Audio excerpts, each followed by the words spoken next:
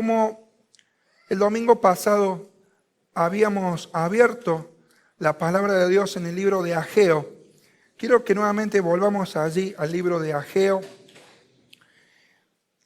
Este hombre que Dios usó, cuyo nombre significa el festivo, posiblemente porque haya nacido un día de fiesta en el pueblo de Israel, tuvo un mensaje para un pueblo que se había retrasado en las cosas importantes. Habían pasado 16 años desde que el pueblo judío sentó las bases para el templo de Dios bajo el liderazgo de Zorobabel, Josué, y después de muchos años, ellos entraron en una situación desesperada. Y en esta situación desesperada, ellos no se estaban dando cuenta de cuál era el origen, de por qué estaban viviendo lo que estaban viviendo.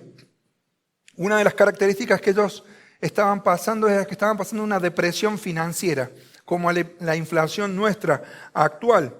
Ageo enfrenta entonces a un pueblo que ha puesto en orden incorrecto en sus vidas, tomando ciertas acciones, pero no teniendo los resultados que estaban esperando. Dentro de las muchas lecciones que recordamos el domingo pasado, quiero mencionar algunas antes de meterme en la segunda parte del libro de Ageo. Dijimos que aún la actividad febril, la prisa, incluso en las cosas de Dios, no produce los resultados deseados. Que nuestra agenda y conducta reflejan lo que realmente es importante para nosotros.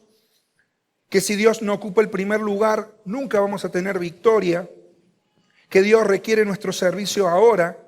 Que Dios nos llama a servir incluso cuando es difícil hacerlo. Que la desobediencia trae el juicio de Dios.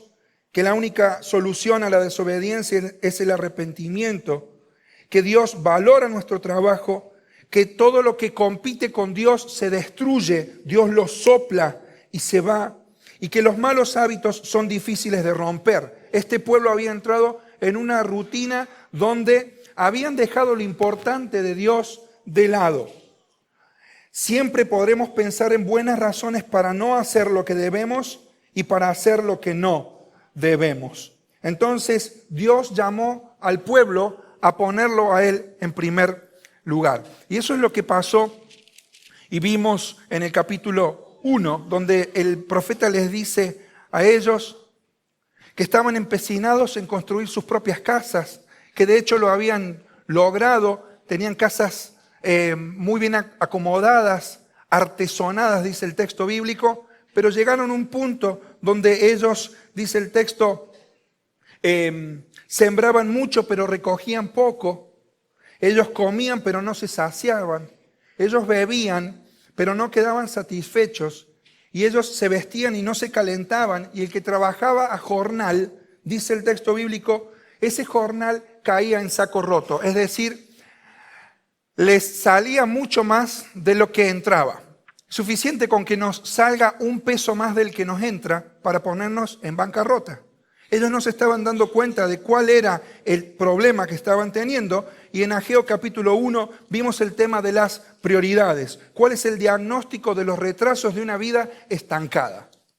Ahora, cuando en las versiones nuevas nosotros leemos el libro de Ageo, encontramos que traducen directamente los meses que hace referencia el texto bíblico con los meses que tienen paralelo en la actualidad para que lo podamos entender mejor. Por ejemplo, en el capítulo 1 y el verso 1 dice en el texto, en el año segundo del rey Darío, en el mes sexto, en el primer día del mes, vino palabra de Jehová por medio del profeta Ageo a Zorobabel, hijo de Salatiel, gobernador de Judá, y a Josué, hijo de Josadac, sumo sacerdote.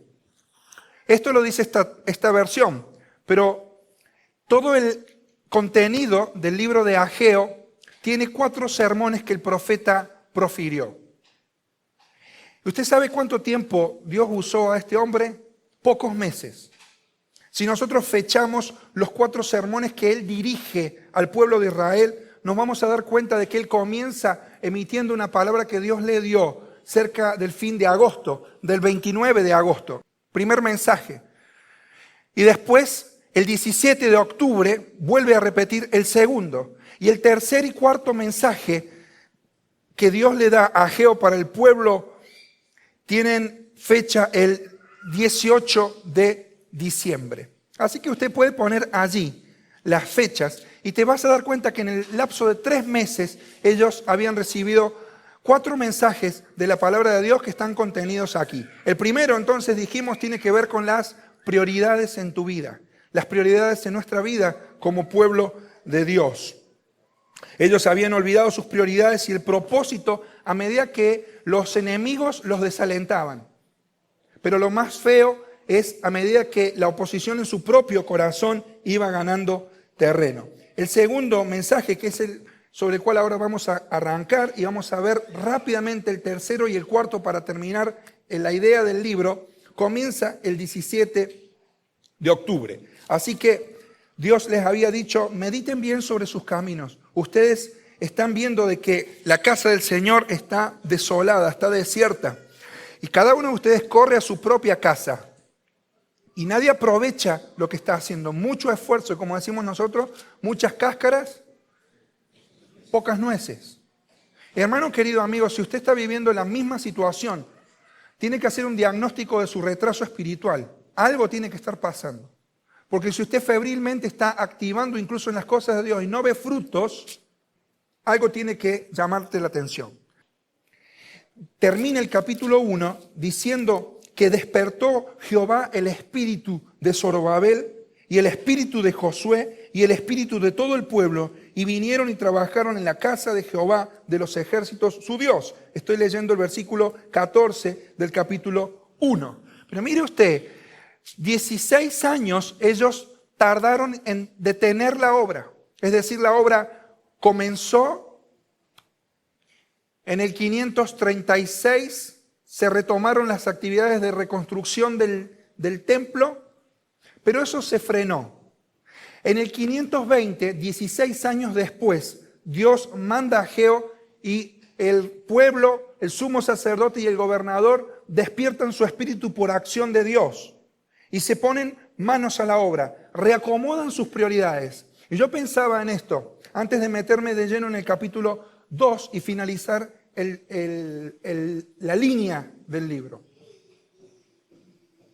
Cuando dejas de hacer las cosas que Dios te pide, puede pasar mucho tiempo antes que las puedas retomar. Y el diablo es especialista en anestesiar ese tiempo que te tomas de vacaciones espirituales, dejando de ministrar y dejando de hacer lo que Dios te ha dado que hagas. Pasaron 16 años como nada. Pero cuando lees que el primer mensaje fue dado a fin de agosto y ves cuándo el segundo mensaje se emitió y cuándo es la causa y cuál es la causa del por qué se manda el segundo mensaje, te llama poderosamente la atención. 29 de agosto, ordenen sus prioridades. Entonces Dios despierta el espíritu de todos y comienzan a trabajar. Abra conmigo ahora Ageo capítulo 2, versículo 1. En el mes séptimo, a los 21 días del mes, vino palabra de Jehová por medio del profeta Ageo.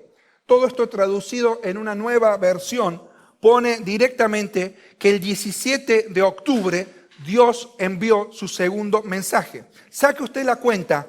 ¿Cuánto tiempo pasó desde el primero hacia el segundo? Un mes y chirolita, un mes y medio. ¿Me sigue?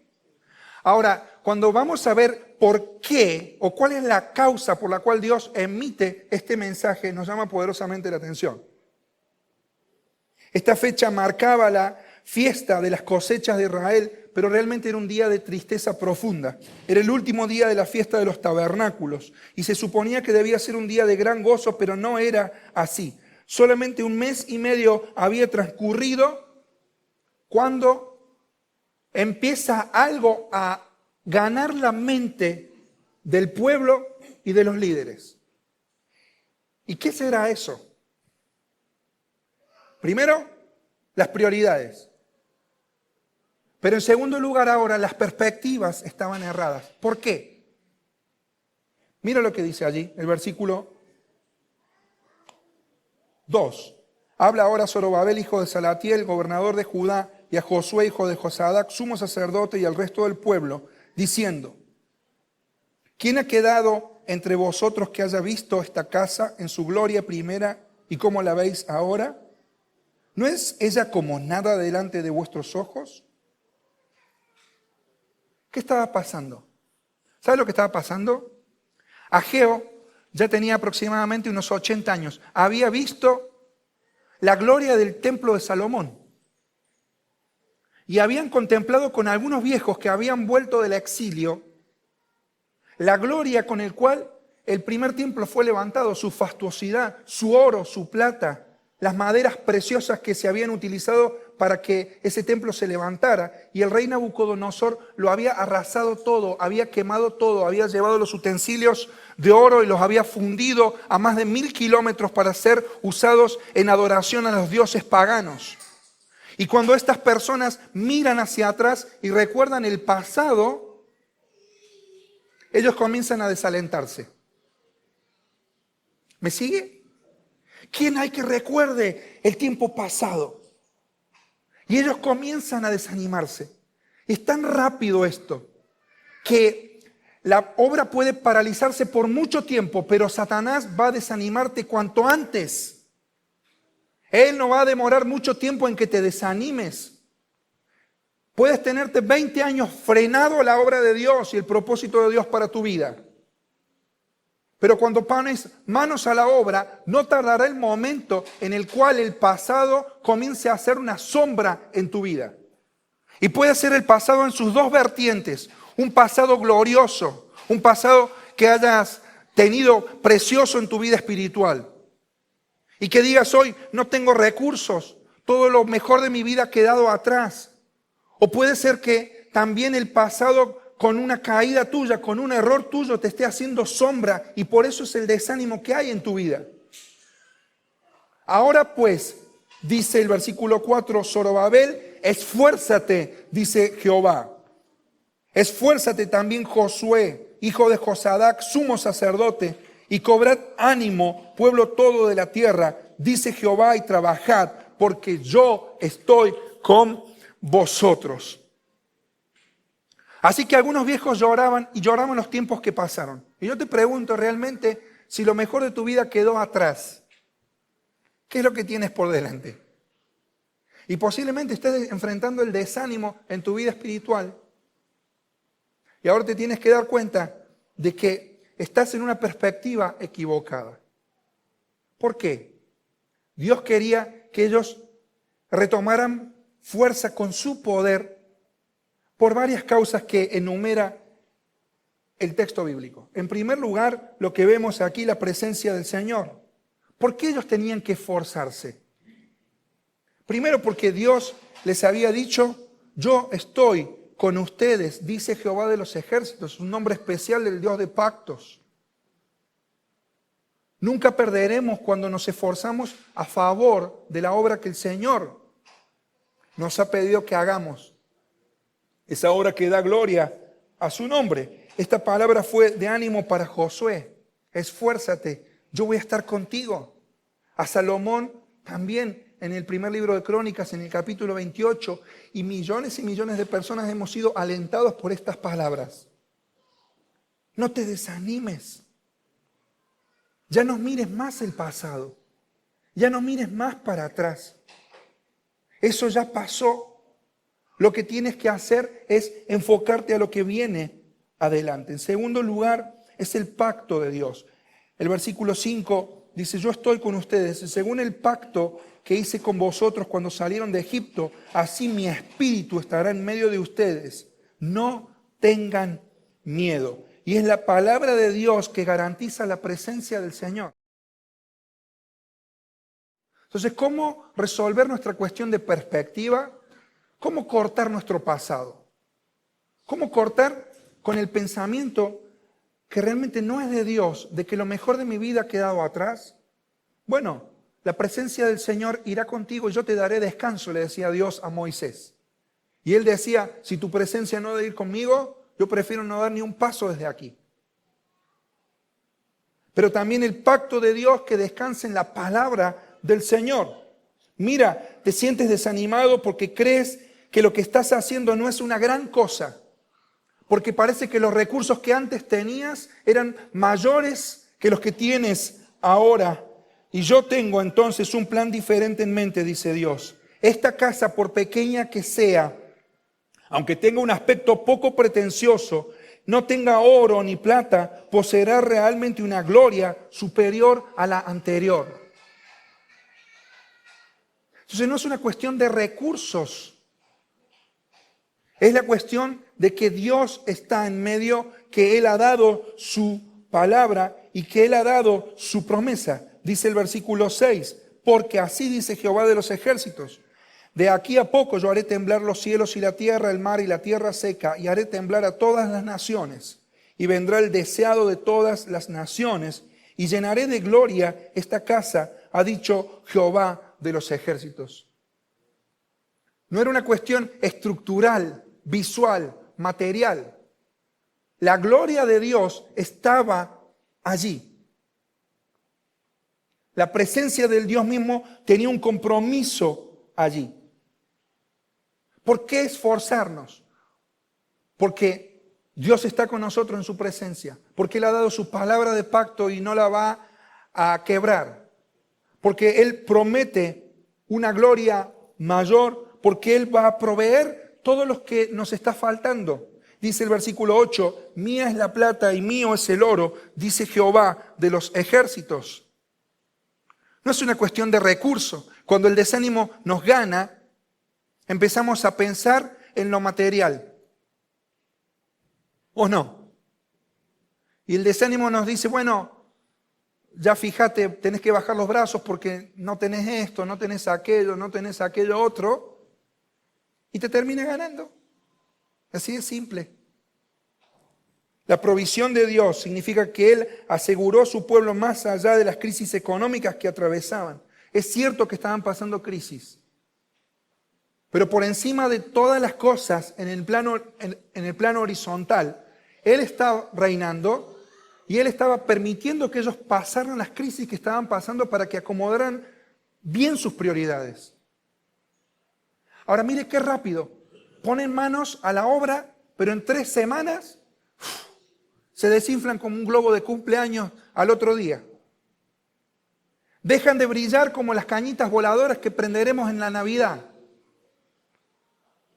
Como enormes fuegos artificiales que nos deslumbran gastando fortunas cuando gana un equipo, un campeonato. Decimos, mira qué maravilloso.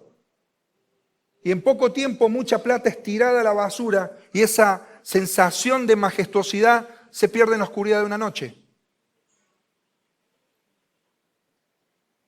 La provisión de Dios.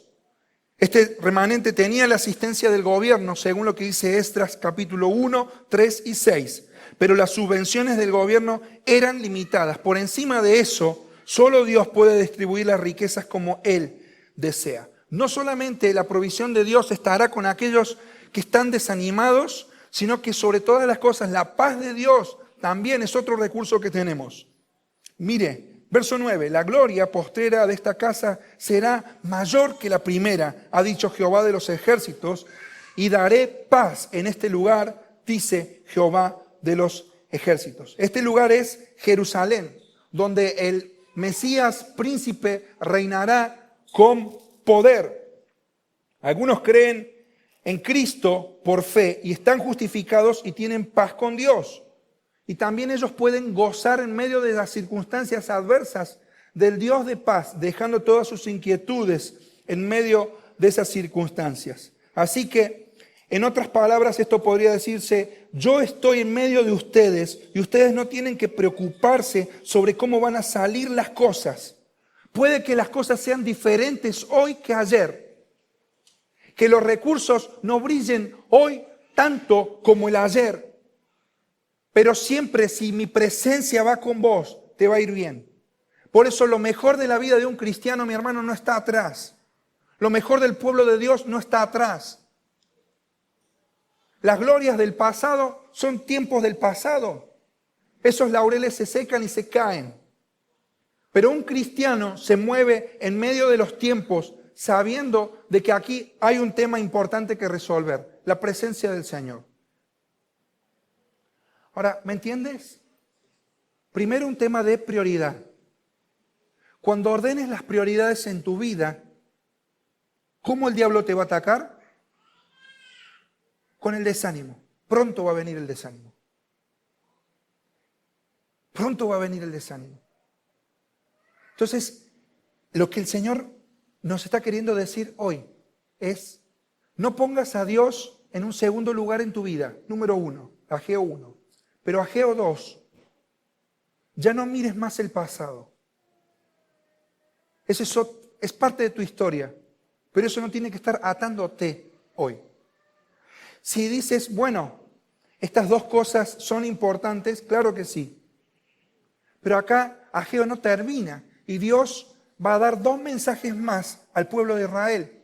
Los voy a mencionar por encima, aunque tengan un contenido muy profundo para nosotros. ¿Por qué? Porque nosotros pensamos muchas veces que todo es cuestión de construcción, pero Dios piensa más allá de cualquiera de esas cosas, que es una cuestión del corazón. Miren lo que dice Ageo capítulo 2, versículo 16. Antes que sucediesen estas cosas, venían al montón de 20 efas y había 10. Venían al lagar para sacar 50 cántaros y había 20. Os herí con viento solano, con tizoncillo y con granizo en toda obra de vuestras manos, mas no os convertisteis a mí, dice Jehová. ¿Qué estaban pasando? Ellos habían puesto manos a la obra, habían acomodado sus prioridades, sí. ¿Se habían enfrentado a su pasado? Sí. La presencia de Dios, la palabra del Dios de pacto, la provisión de Dios, la paz de Dios estaba allí. Pero seguían viviendo en una situación donde estaban esperando abundancia, pero esa prosperidad no les venía. ¿A qué piensas que puede deberse esto? Dios va a tener que mandar su tercer mensaje a través del profeta Ageo. Ya no va a ser cuestión de la prioridad, no es cuestión ya del pasado resuelto, sino sobre todas las cosas. Aquí es una cuestión de pureza espiritual. Y mira lo que dice el versículo 10. Vendría a ser el 18 de diciembre. Vino palabra del Señor por medio de Ageo diciendo, así ha dicho Jehová de los ejércitos, pregunta ahora a los sacerdotes acerca de la ley diciendo, si alguno lleva carne santificada en la falda de su ropa y con el vuelo de ella toca pan o una comida o vino o aceite o cualquier otra comida, ¿será santificada? Y respondieron los sacerdotes y dijeron, no. Y dijo Ageo, si un inmundo a causa de un cuerpo muerto toca alguna cosa de estas, ¿serán estas cosas inmundas? Y respondieron los sacerdotes y dijeron, sí, inmunda será. Y respondió Ageo y dijo, así es este pueblo y esta gente delante de mí, dice Jehová. Y asimismo, toda obra de sus manos y todo lo que aquí ofrecen es, ¿cómo? Inmundo. Dios va a fondo al pueblo y al corazón de su pueblo. Y les dice, ustedes están reedificando mi casa y está todo bien.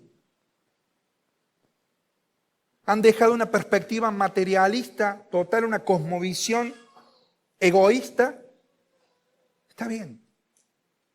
Han cortado con su pasado, está correcto. Pero hay un problema más, dice Ageo.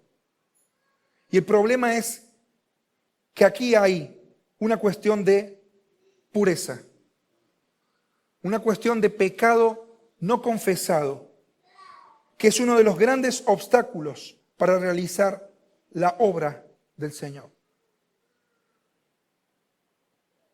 Así que no era todo, sigan adelante y está todo bien como van. Mis hermanos, los pecados ocultos son grandes piedras en el avance de su pueblo. Y Dios quiere eso, pureza de corazón.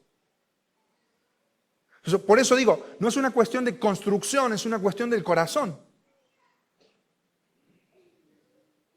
Por eso la infidelidad del pueblo es reprendida. Y de las 5 veces que Dios le dice al pueblo a través del profeta Ageo, meditad bien, 5 veces, 2 en el capítulo 1 y 3 en el capítulo 2, las 3 veces en el capítulo 2, les pone el profeta que mediten bien en el capítulo 1 sobre vuestros caminos. Mire por dónde andan. Pero en el capítulo 2, mire el versículo 15. Meditad pues ahora ¿en dónde? En vuestro corazón. Versículo 18. Meditad pues en vuestro corazón. Y al final del versículo 8, meditad pues en vuestro corazón. Lo que estaban trabajando ellos, seguían sin tener los resultados deseados. Y todo eso era porque Dios estaba demandando de su pueblo pureza de corazón. Estaban ofreciendo las cosas inmundas. Estaba diciendo en un ejemplo que se utilizaba en el tiempo de los sacerdotes. Si alguien estaba inmundo, por ejemplo, cuando vos tocabas un cadáver, o cuando vos tocas un cadáver, ceremonialmente en la ley quedás impuro. Y todo lo que vos seguís tocando, según esa legislación, al estar sin resolver ese tema, todo lo que vos tocas se convierte también en impuro. ¿Y qué implica esto? Implica que cuando hay pecado oculto, eso se contagia por contacto. ¿Se entiende? Lo que les está diciendo el profeta aquí, claramente, lo que está pasando en tu corazón está contagiando a tu pueblo y por eso yo no los estoy bendiciendo. Porque la cuestión está acá. Y la pregunta es, si la Biblia dice que la santidad conviene a la casa de Dios, Salmo 93, versículo 5. Si la Biblia en el Nuevo Testamento dice que sin santidad nadie va a ver a Dios, ¿cómo estamos nosotros como iglesia? ¿Cómo está tu corazón? Si hay pureza en él o está contaminado y contaminando. La gran lección del tercer mensaje, el 18 de diciembre, el profeta Ageo es: Dios quiere tu pureza, pueblo de Dios. Medita bien en tu corazón. Sabes muy bien lo que has hecho y lo que tienes que hacer es confesar tu pecado a mí. Ahora, el cuarto mensaje del profeta, y con esto ya termino, es una palabra de promesa de Jehová al líder que es Zorobabel. Y esta palabra tiene que ver con el porvenir. Dice el verso 20, vino por segunda vez palabra del Señor a Ageo el 18 de diciembre del mismo mes, diciendo: habla a Zorobabel, gobernador de Judá, diciendo: yo haré temblar los cielos y la tierra, y trastornaré el trono de los reinos y destruiré la fuerza de los reinos de las naciones. Trastornaré los carros y los que en ellos suben, y vendrán abajo los caballos y sus jinetes, cada cual por la espada de su hermano. En aquel día, dice Jehová de los ejércitos, te tomaré, oh Zorobabel, hijo de Salatiel, siervo mío, dice Jehová, y te pondré como anillo de sellar, porque yo te escogí, dice Jehová de los ejércitos. Dios les está diciendo en otras palabras, a través de este cuarto mensaje: no se preocupen. Tengo un plan que va a trastocar el orden de las cosas. Voy a destruir el poder de este reino. Haré que sus carros queden inutilizados. Los voy a libertar de la esclavitud de este pueblo. Voy a tomar a Zorobabel, el hombre que dirige al pueblo, y lo haré como un, ¿qué cosa? Anillo de sellar. Y esto es muy importante y con esto quiero cerrar. Pero yo quiero que me sigas unos minutos para cerrar bien el concepto del libro de Ageo. Llama a Zorobabel y le dice: yo, por causa de que yo te escogí, te voy a hacer como un anillo de sellar. Cuando lees las genealogías que antes se dieron a Zorobabel, te das cuenta que hay un rey que recibió una maldición por parte del profeta Jeremías. Y en el capítulo 22 de Jeremías, versículos 18 al 30, puedes leer allí cuál fue la maldición que el profeta Jeremías profirió sobre este rey. Y te llama poderosamente la atención lo que le termina diciendo. Si por tanto así ha dicho Jehová, dijo Jeremías a este antecesor de Zorobabel. Estoy en Jeremías 22. Acerca de Joacim, hijo de Josías, rey de Judá. No lo van a llorar. No lo van a lamentar. Nadie va a decir, ¡ay!, cuando muera. ¡Ay de su grandeza como rey! En sepulturas de burro será enterrado, arrastrándole y echándole fuera de las puertas de Jerusalén. Verso 21. Dios dice, te he hablado en tus prosperidades, mas dijiste, no voy a oír. Y este fue tu camino desde tu juventud, que nunca oíste mi voz. Vivo yo, verso 24, dice Jehová, que si Siconías, hijo de Joacim, rey de Judá, fuera anillo en mi mano derecha, aún de allí yo la arrancaría, dice el Señor. Y usted querrá decir, y bueno, ¿qué quieres decir con esto? El anillo era un símbolo de poder, un símbolo de autoridad. Y esta dinastía, dice el Señor, yo la voy a sacar de mi mano derecha. Voy a sacar el anillo de autoridad de esta dinastía. Y no va a tener más nada que ver conmigo. A causa de que Dios le había hablado en sus prosperidades, pero ellos no habían querido oír su voz. Y los envió al cautiverio. Y es tremendo. Escribid lo que sucederá a este hombre privado de descendencia, dice el verso 30. Hombre a quien nada próspero sucederá en todos los días de su vida, porque ninguno de su descendencia logrará sentarse sobre el trono de David ni reinar sobre Judá. Esto lo dijo el Señor a través del profeta Jeremías. Dijo que ningún descendiente de él, a causa de que los había arrancado de su mano, iba a tener trono firme. Ahora, cuando lees la profecía de Ageo, te encuentras de que él elige a Zorobabel y le dice, yo te he escogido y voy a ponerte como, ¿qué cosa? Un anillo. ¿Acaso entonces Dios se contradice en su palabra? ¿Cómo resolvemos esto? Y esta maldición de Jeremías sobre la dinastía de Joacim implicaba la descendencia del rey David. Mucho más. 2 minutos más te quiero tomar porque quiero cerrar bien este concepto. Cuando lees las genealogías en Mateo capítulo 1 y en Lucas capítulo 3, encuentras a un nombre maravilloso. ¿Sabes cuál es ese nombre? Zorobabel.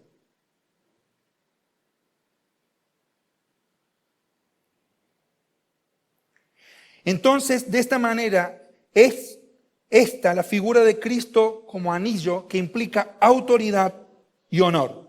Estas palabras no se cumplieron literalmente en Zorobabel, sino que fueron dichas acerca de un descendiente de él, de la dinastía del rey David, que se hizo poderoso y majestuoso. Siendo rey del universo, vino al mundo por amor. Y esta figura de Zorobabel como tipo de Cristo es una maravilla del amor, de la gracia de Dios, que aún siendo sacados por su gracia, somos nuevamente incorporados con poder y con autoridad en el nombre de Jesús. Todos nosotros hemos sido desgajados de la presencia de Dios. No hay nada que puedas tener, no hay nada que puedas poseer, no hay prioridades en tu vida, no hay nada que puedas comprar por meterte de nuevo en el plan de Dios si no es por su gracia. Y tomó al Hijo de David, Jesucristo, y lo puso como un anillo de sellar. Finalmente, en él, con su cetro de equidad, como dice Hebreos, de justicia, regirá a todas las naciones. Y esto habla de Jesucristo como el Mesías ungido, el Rey. Por eso esto tiene que ver con la promesa del Señor. Habiendo visto esto, vamos a ver aquí rápidamente el bosquejo del libro de Ageo. Número 1, en el capítulo 1, vimos que la prioridad principal es que construyan la casa del Señor. Y esto tenía que ver con sus convicciones. Número 2, a partir del capítulo 2, la presencia prometida. Dios les dice, contémplenme a mí. Es una cuestión de comparación. Ya no se comparen más con su pasado. Número 3, desde el versículo 10, la pureza que se precisa en la casa del Señor. La idea del Señor es cuídense y es un tema de contaminación. Y acabamos de ver el cuarto mensaje del profeta Ageo, es una perspectiva profética y dicen confíen, y esto tiene que ver con la coronación. Dios no va a faltar a su promesa y Él reinará por siempre. Ahora, ¿cuáles son las perspectivas fundamentales que quiero compartir con ustedes? En primer lugar, esto. Piensen lo que leímos el domingo pasado y hoy.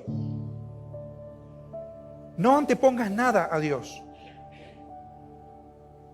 Deja de mirar tu pasado. No podrás seguir sin confesar tu pecado.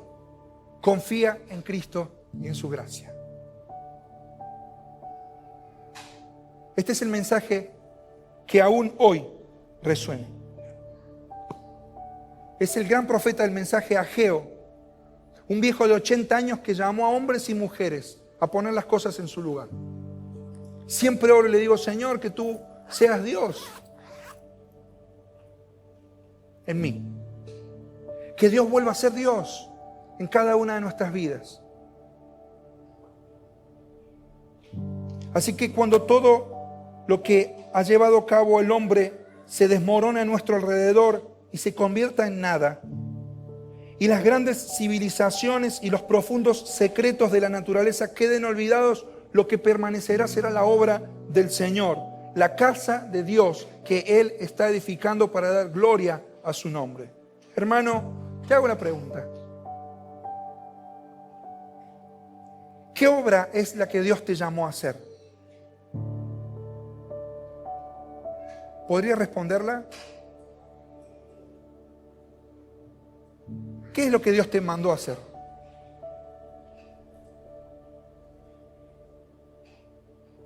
¿Empezaste cosas para el Señor y las dejaste? ¿Empezaste y no acabaste? ¿Estás invirtiendo en cosas eternas? Esta es la palabra de Ageo. Meditad bien sobre vuestros caminos, pero meditad bien en vuestro corazón.